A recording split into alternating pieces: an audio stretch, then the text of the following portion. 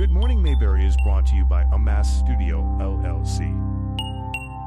This episode was recorded on Friday, February 1st, 2023, with Lapi. Good morning, Mayberry. The internet is a weapon. It's been weaponized through the government, around the world, by industries, by individuals. It can be weaponized by fan bases, you know? Yeah. Well, and phew, Mayberry. I am beat, but here we are with Lapi again. Before I prime you for this episode, I want to say that I am so grateful for the influx of support and listeners. Welcome and thank you for your consideration. Now, Lapi returns to discuss concerns about Alexa Nikolas hijacking the Eat Predators group from the seasoned survivor advocates, organizers, and other supporters to manipulate the Free Britney movement alongside Melanie Veronica into making her relevant in any way. Heads up, we very briefly talk about two different Melanies at the same time, and we frankly do a piss-poor job of distinguishing between them for you. But for your context, we talk about Melanie Veronica, who is, at the time of this recording, on both me and Lapi's shit list for using her awkward advantage as a large platform in the Free Britney movement to volley Alexa Nikolas into greater visibility. And we also talk about Melanie Carlson, aka Mystifying, who's a leading entertainment business researcher specializing in Britney Spears brands. Also, I misquote one of my favorite quotes. Lapi talks about weaponizing the internet and about callout culture and celebrity influence on fan bases. Lapi describes being contacted by participants of the Free Britney movement who were reaching out to bully and guilt Lapi into reporting my personal and Good Morning Mayberry podcast Instagram accounts in order to suppress our reach in retaliation for us offering up the episode that we released with Kay Brown and Kaylee Higgins, the real and true origin story of Eat Predators, a couple of weeks ago. Lapi and I connect to discuss all of the alarming and disorienting distractions Alexa has become for the ethics watchdogs, activists, and the people who need us. Thanks for listening.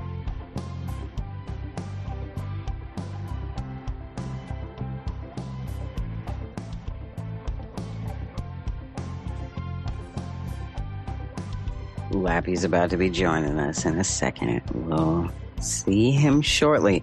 We just recorded an episode talking about both of our histories and where we come from and why we're into the stuff that we're into now, the work that we're about, how we found each other.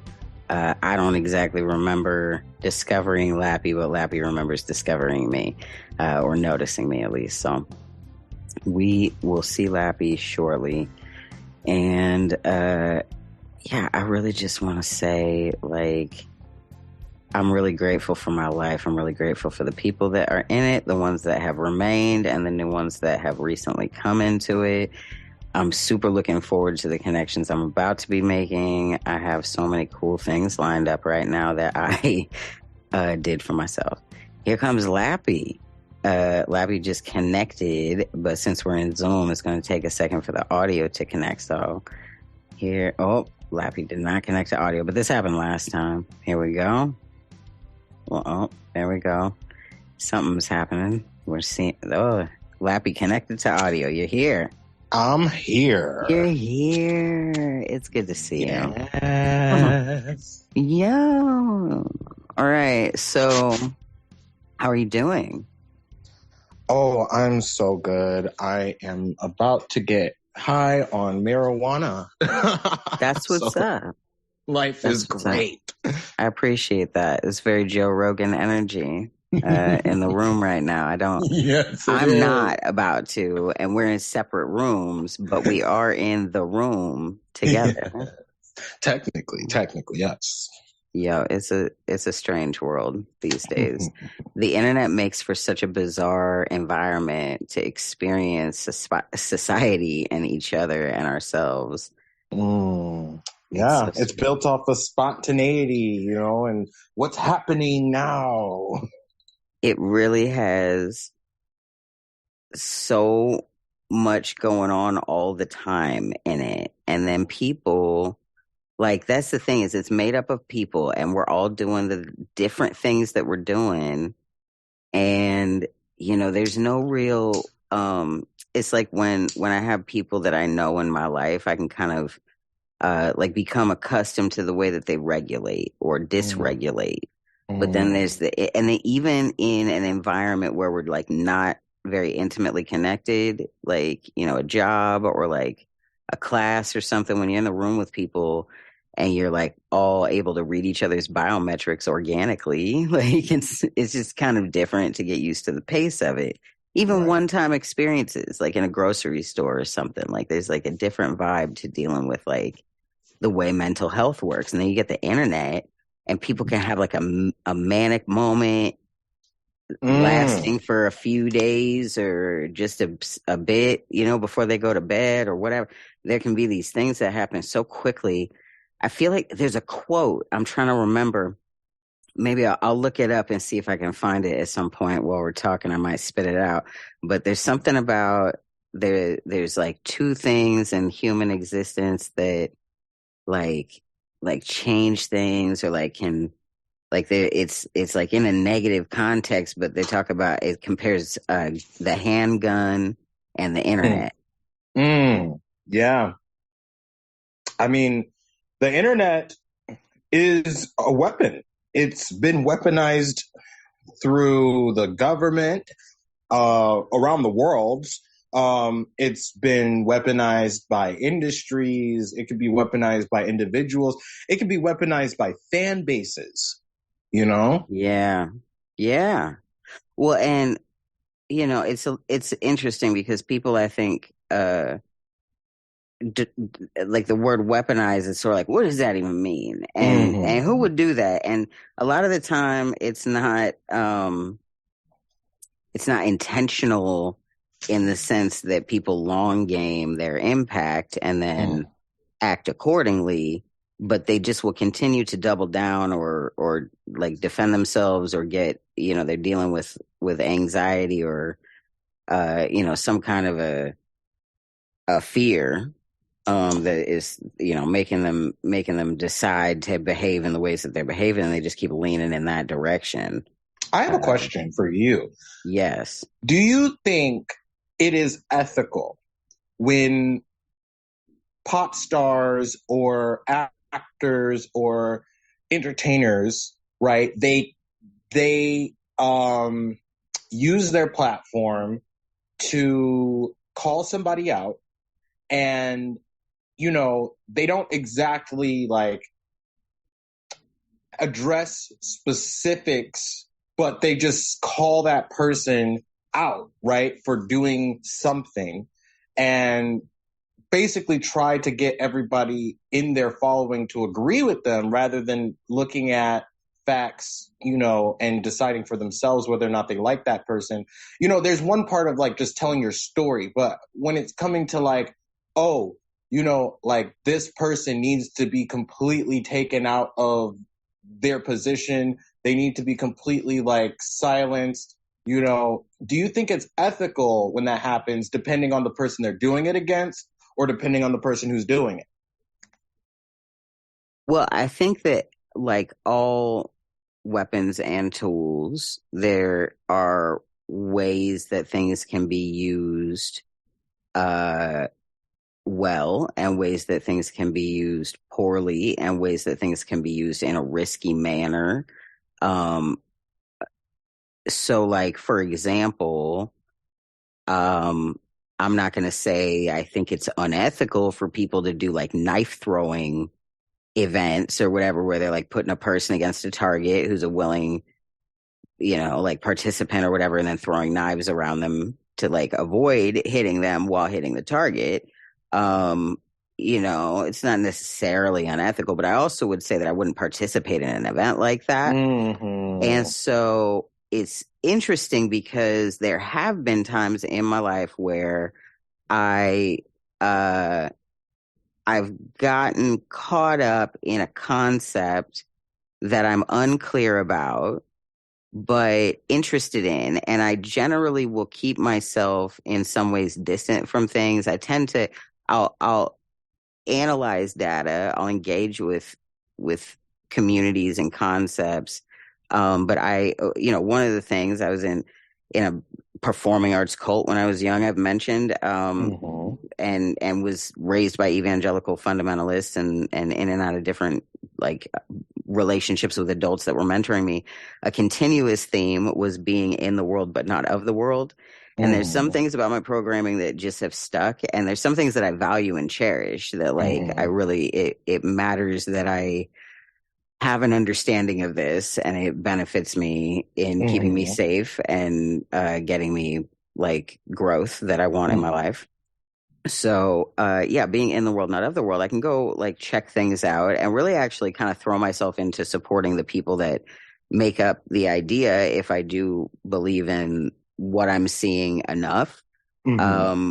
But I certainly am more critical and hypervigilant to see, and this is actually in all things, if I'm doing anything social and controversial with a group or even with just myself, I'm into getting the log out of my own eye and getting the log out of my brother's eye, my kindred, whoever I'm operating with, because if we go into like, a battle with principalities and we're like blind spotting and like have like stuff going on where we're not seeing straight, we're prone to make mistakes. And that's where I don't want us making mistakes. I want us making mistakes back at the home base, like in our environments. Right. And so it's a little more complicated than do I think it's ethical or right? Because I think that people are all going to do all the things, and so I don't want to be in a position where I'm like, that is unethical. And therefore I'm now developing a series of like beliefs based on that.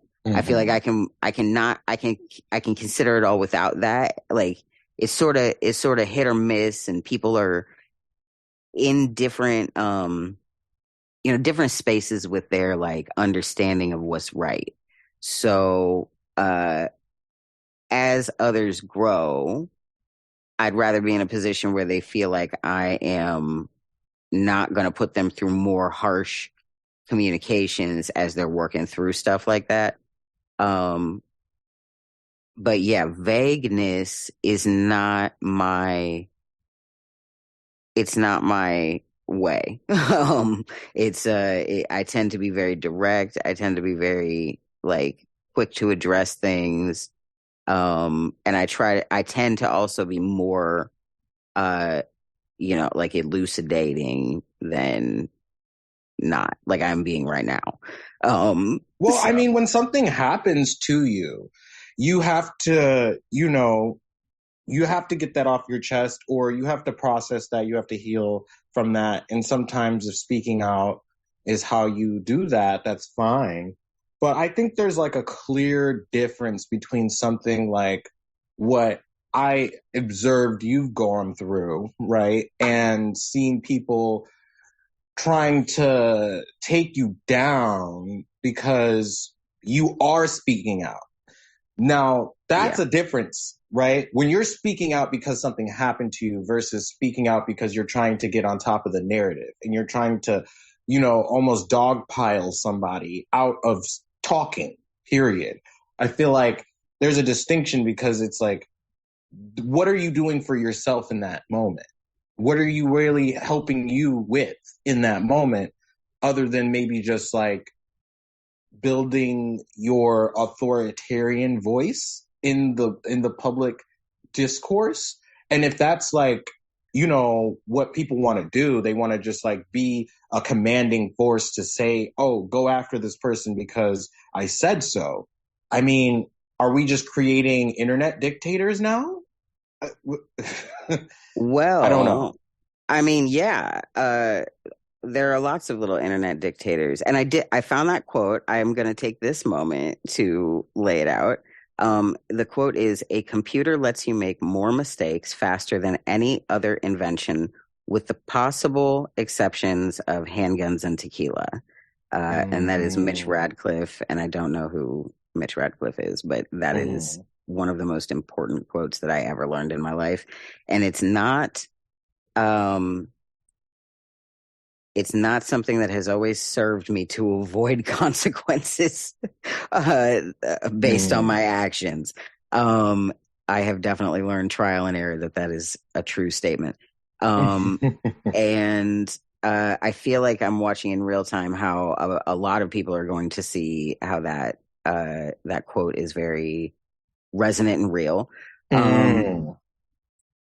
Yeah, I think it'd be good if you could break down for listeners what the situation is with me. I think it'd be better if you defined it in, just, like maybe like 2 to 4 minutes.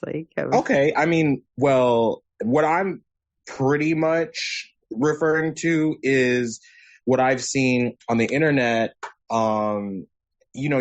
You've dedicated your time, your effort to certain causes and movements and even people's brands, right? And you have been snubbed in, your actual credit, your actual compensation for that. And you made that known on a public scale because, other people working in these movements for these people have also shared the same sentiment, and you felt like, well, nobody else is really talking about it, but, they all know what's going on. So why don't I just verbalize my struggles?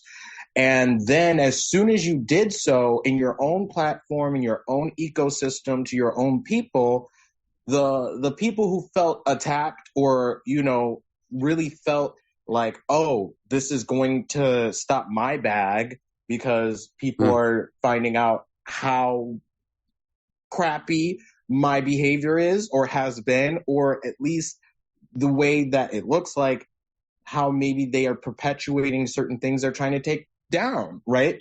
So it would seem contradictory or hypocritical of them to be this type of person. But then they fell further into the hypocrisy by now using even more tactics of entertainment abusers, right? And what we call maybe predators in this world, and started to take your platform down and try to mass block you, mass report your page, mass comment on stuff, and, trying to call the cops and dox you, all because the people, once again, in these positions of power on the internet, they used their platform to basically say, hey, there's somebody I want you guys to be mad at right now. And, everybody on this page, if you're not mad at that person, then I have to remove you and you're a threat and you're probably an asset of that person, which, that person then limited to their comments so that people asking questions couldn't ask questions anymore, blocked people like me asking questions to see if your statements were true or at least what they felt about you making these statements. And, I don't even know if there's been legal actions and cease and desists and all that other stuff, but I do know that people are upset and they don't even know why they're upset. They just know that somebody told them to be mad. And I saw you get the full force of it because you were just the one who spoke out, but they didn't know you were not the only person who's been hurt, the only person who has these feelings, these thoughts, these ideas because of your work and dedication and how close you were to the fire.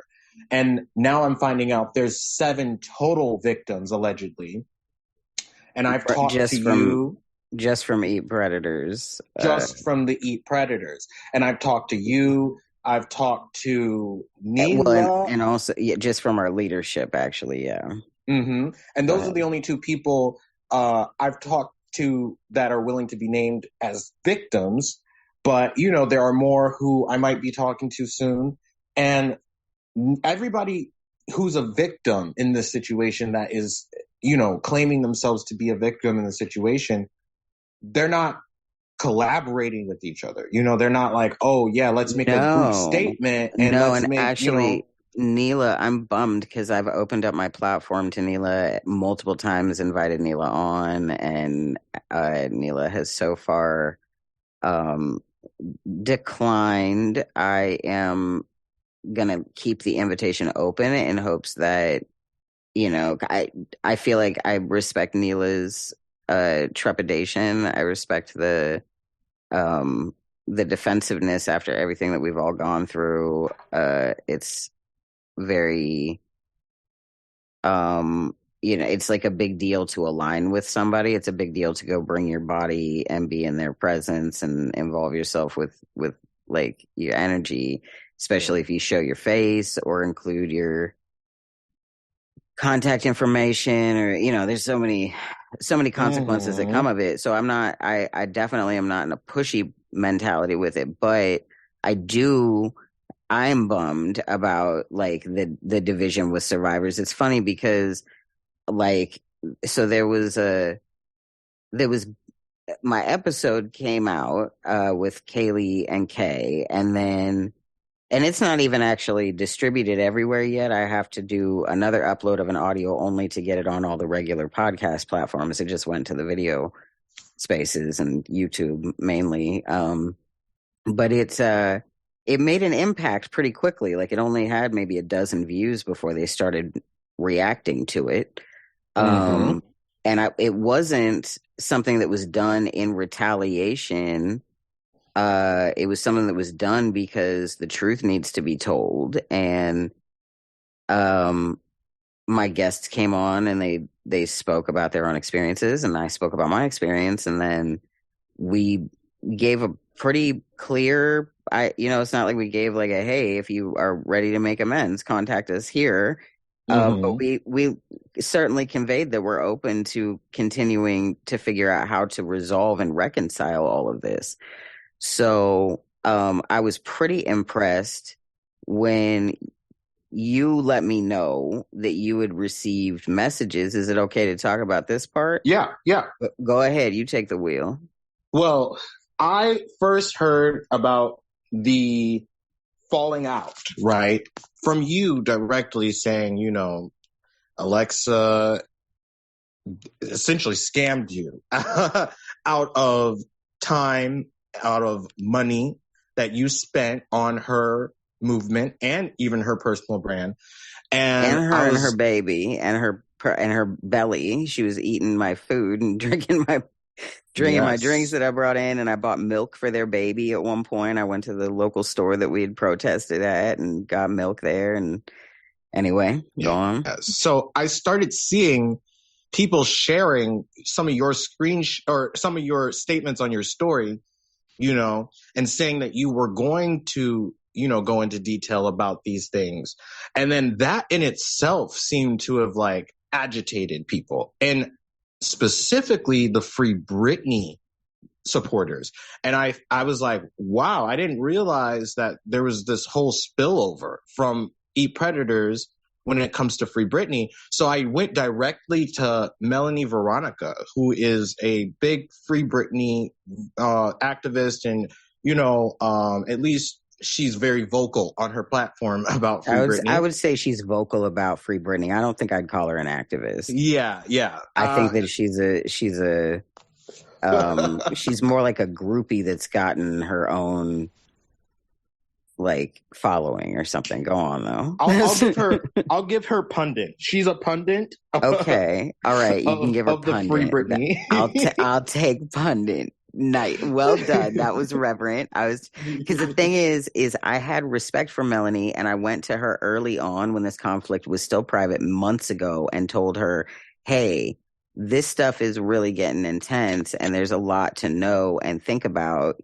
Like, you should probably be careful, and I don't understand what's happening, and it wasn't all explosive the way that it is just yet. Right. Things were still in a position where I thought that he was going to be mediating, because they had offered to, and they had asked me to pull together various people who'd been harmed and get like a list of things so they had an understanding of what people were concerned about. And then all of a sudden, after they asked me, they followed up about it And and it had been an open conversation for a couple of weeks, and then all of a sudden they just blocked me out of the blue. They Wow. said they were going to go talk to Alexa for the first time about it and bring the idea to her to have a mediated conversation. And instead of any follow up or return response, I just got no updates about how that conversation went. They blocked me, Jaden blocked me, and another person, Shelby, blocked me that I noticed that day. And then I assume a bunch of other people blocked me. But yeah, they're in this position where they're not wanting to they're sort of pretending to have aliases in a sense. And here's the thing, as far as I'm concerned, because I haven't actually read any of the posts thoroughly that Alexa put up, because the order of things was I went to the TriStar protest and I handed out flyers for Mystifying was hosting a rally and getting a permit and everything to go to the Capitol building at DC for the Live Nation investigation and to get more attention on that. It got press. Melanie did a great job. And unfortunately, this whole situation, I feel, has caused tension between us. We haven't actually talked, but there's been stuff that I'm just man, this is really uncool vibes right now, because the Free Britney scene I know is reaching out to people in DMs, and there's just a lot going on to persuade people to have they want to blackball me basically, but they don't have any power, so they're doing this move that they've learned from the industry presumably. But so as far as Melanie Veronica goes, I approached her. I talked to her about how alarming this all was, because I had my situation, which broke my heart and confused me. And it certainly got me alarmed about oh shit, what is the nature of all of this if this is happening? If Alexa can just stop talking to me all of the sudden, and nothing really happened to get us to this point. We things were definitely a little bit okay, we need to kind of work out some terms or understand some things, but we were already having conversations about that. And I was just shocked to be cut off without a word, was mainly it. And then to have the entire Discord community to be kicked out of that meant that there was conspiring, because she wasn't moderating and didn't really know how to use it. So she had to call in other people. Both the moderators were very young survivors. And so it just was really bizarre, because I could tell some things that had to be happening that I didn't really know, but I did know, because I know who both the moderators were. I know how the Discord worked. I know how, stuff was, because she was putting a lot of information into my brain and responsibility on me and expectation over me. We were working on plans to get, one thing I know, somebody told me that she apologized for not having stability and structure or something like that in the organization, but that's what I was for. That's my thing. I'm really good with it. Yeah, I'm good. You were enlisted as a business manager or consultant. Correct. And so there were, it was a couplefold, because I was into the concept of Eat Predators and was just interested in it and reporting on it. And then she asked me to be on leadership. And my whole thing was, I'm good to get this thing rolling, but I'd like to set it up in a way where I can decide later how involved I'm going to be. I'm not going to be designing it so that it relies on me being involved forever. I have a lot going on, and I have my own life plan and my business plan and stuff. And that's another thing I understand has been brought up, something about my business, my prowess and my focus and my initiative, she tried to vilify. And that's so interesting, because I've got a whole lot to say about that. We don't have enough time to do it in this episode. Right, because your ethics are always questioned. And all it's the time. You came into this space to help people. So if your ethics are going to be questioned after you've helped people, I mean, where is the actual harm now in what you're doing? Because even if you had the intentions of using this platform and this movement to somehow selfishly gain out of it or do whatever they think you wanted to do with it, why didn't you do it at any point in time? Why didn't you at any point in time try to use it? And why is it after the fact that you're now out of it that they say you were trying to use it and trying to abuse it, but you never did it? Right.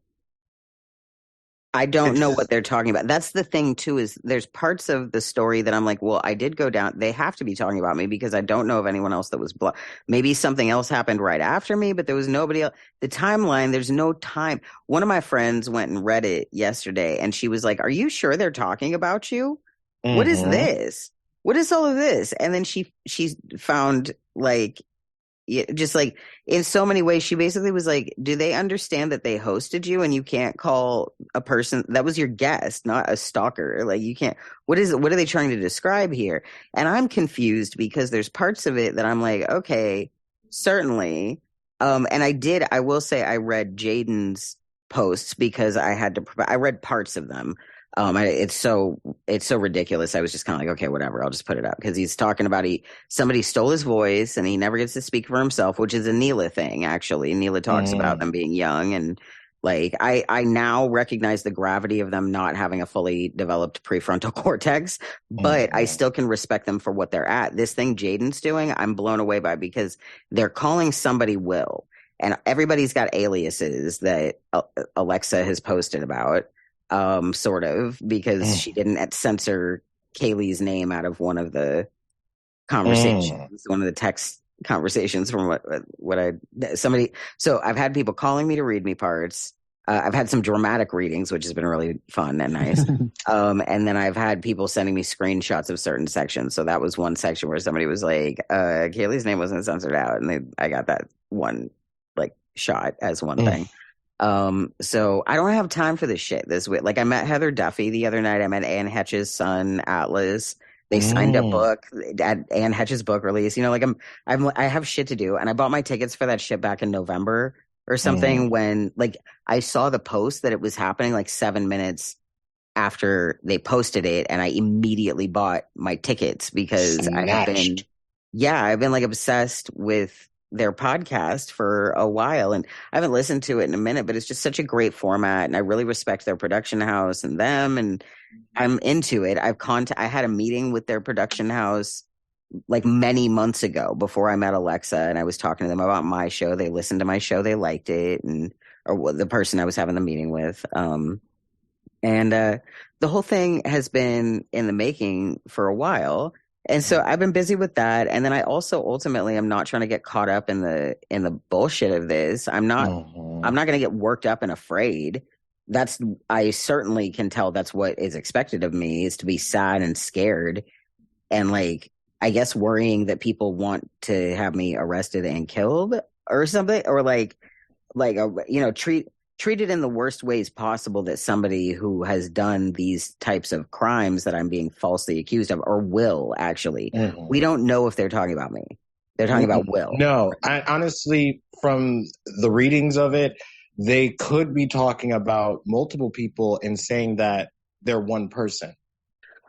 Wow, that's a good point. I didn't even think about that. So Will could be a bunch of people. So there's CC, there's KA, there's LI, and then there's Will that's always in all caps. So you're right. It could totally be multiple people being blended into one person. So when Jaden was talking about Will and he said that somebody aggressively approached him, he must have been talking about somebody else and not me, certainly, because I had a really great time at the protest and I talked to everybody except for Alexa and Miko.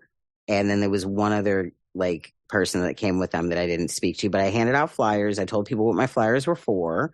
I wasn't hiding and I was friendly.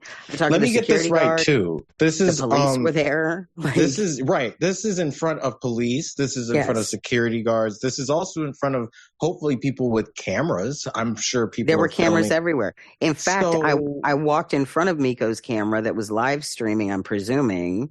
I put my flyers in front of the camera. I was letting people know why I was there and what I was there for. And I met people and like some of the people that I met are concerned about me because they met me there and they understood that I was there under like conflicted terms. And they one of them said that he respected me. He thanked me and respected me for coming even though there was a conflict, and he said it was important that we work through stuff like this as a community while we're doing this type of work. And I was like, that's amazing. Thank you for noticing and commenting on that, because I don't feel like I'm being brave or doing anything that's like controversial. I feel like I'm doing something that makes sense.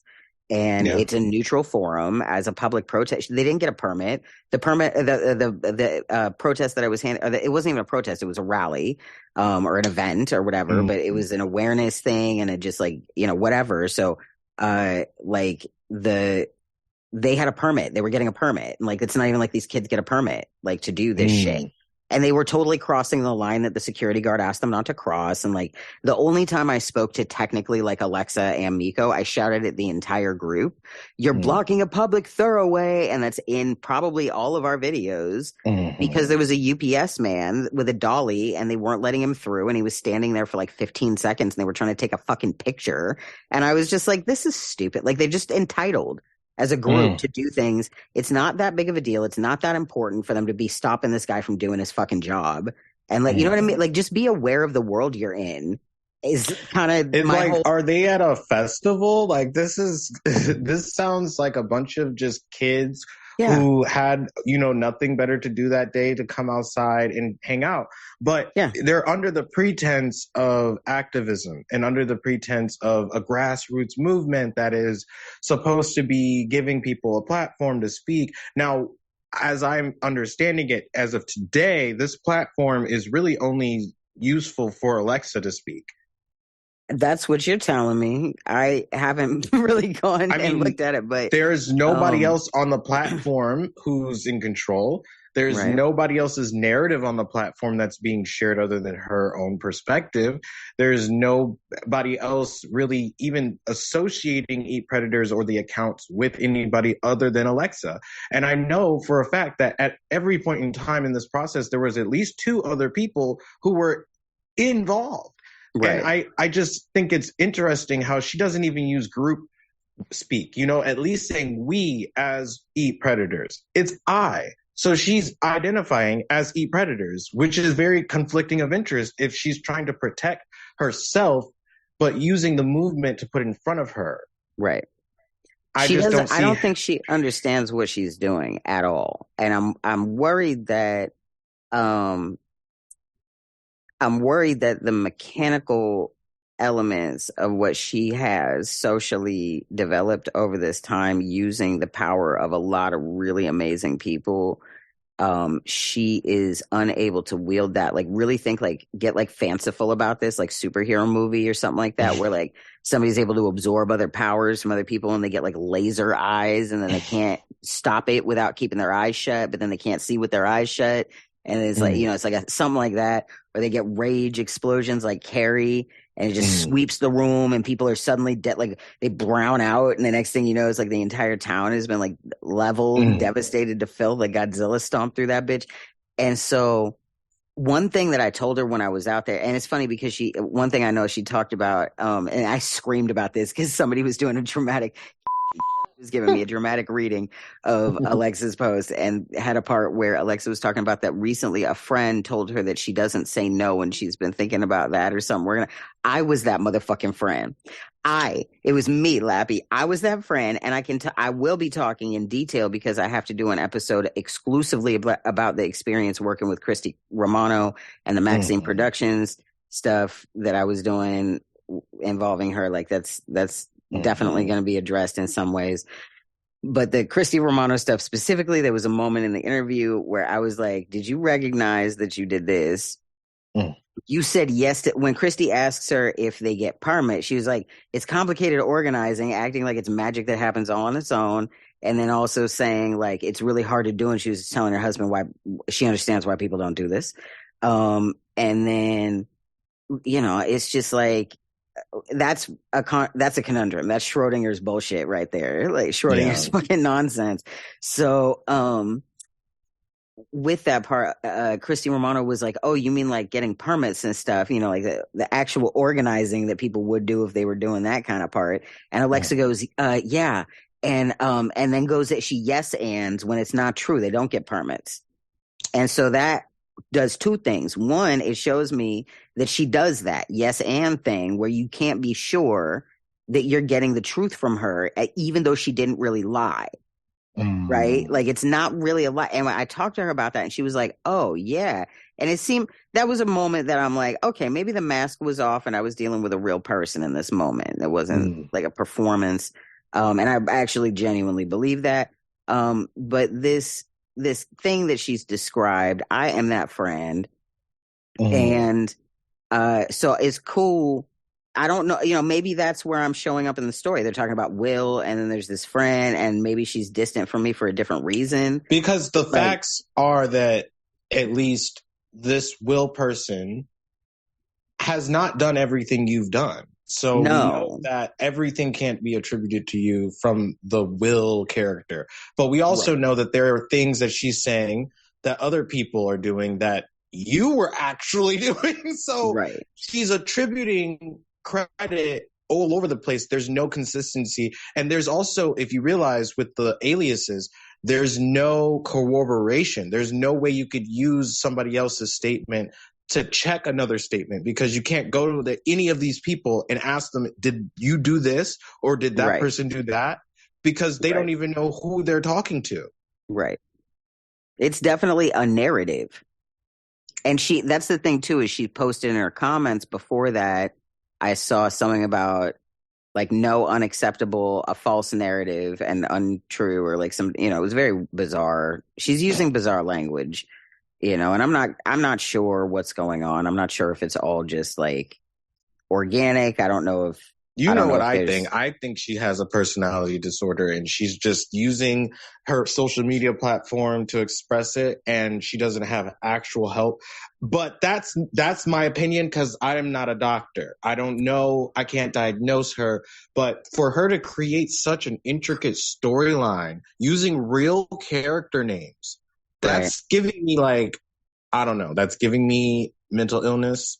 I don't know. Well, she's got collaboration because Melanie Veronica is acting like she had some kind of a witness to this situation that's very confusing to me. It's not like anything I understand anything to be. And it seems like a lot of stuff that definitely is like, if you're going to publicize this, you're going to be expected to go to the police because you're going to be dealing with the public and journalists now. So if you don't go to the police, that's going to be weird. And the police might come to you because you're making alarmist statements that are getting people worked up. And Britney Spears just had the cops supposedly at her house and some kind of statement, and like the narrative is primed whether that situation was real or not, whether the cops actually went, whether the statement from Britney was from Britney. It doesn't matter. The narrative is primed in the media for weird shit involving other people, the fan base, to call the cops. And like, I didn't even think about it. Shit. We have less than a minute. She's using language that she could literally actually screw herself by having people call the cops thinking they're protecting her. Right. And actually now she's wasted public resources by making alarmist statements on the internet. Yes. Yes. I mean, she's the hypocrite of the year. I gotta give it to her. Ooh. We'll be back more soon. Lapi. More soon. I adore you, friend. You're beautiful. Thank you. Yeah. You too.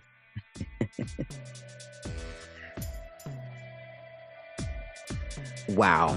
Again, thanks for listening, and thanks to Lapi for coming on and chatting about this. Lapi will definitely be back. You can find Lapi in all the virtual places and spaces as Lapi on the Beat. You can find me on the internet on Good Morning Mayberry's accounts. That's Good Morning Mayberry Podcast on Instagram and Good Mayberry on Twitter. You can also find me on Twitter as Water for Fire.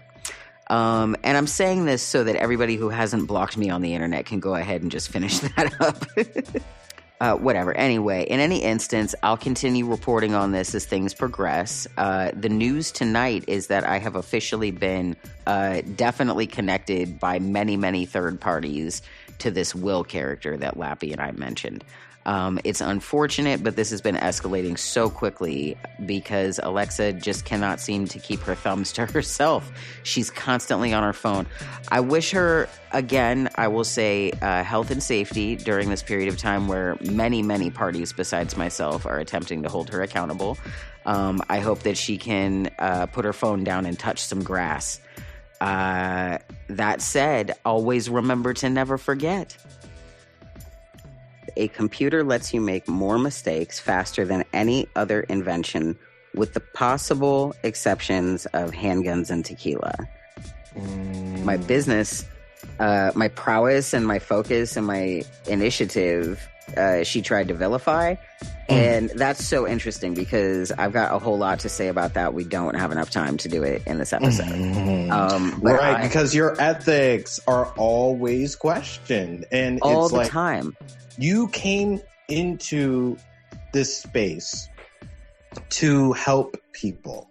So if your ethics are going to be questioned after you've helped people, I mean, where is the actual harm now in what you're doing? Because even if you had the intentions of using this platform and this movement to somehow selfishly gain out of it or do whatever they think you wanted to do with it, why didn't you do it at any point in time? Why didn't you at any point in time try to use it? And why is it after the fact that you're now out of it that they say you were trying to use it and trying to abuse it, but you never did it? Right.